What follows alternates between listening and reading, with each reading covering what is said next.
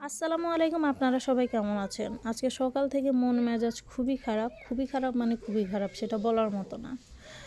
আজকে একটা replay video করতে আসলাম, একটা অসভ্যই তোরে কমেন্টের রিপ্লে ভিডিও। এটা আসলে আমি ভিডিওটা করতাম না, কিন্তু এই অসভ্যটা এত বার বেড়ে গেছে যে ভিডিওটা না করে দেখতেছি যে কোনো উপায় নাই। ওরে তো আমি ব্লক করবোই, ব্লক করার আগে ওকে আগে কিছু কথা বলে নিই।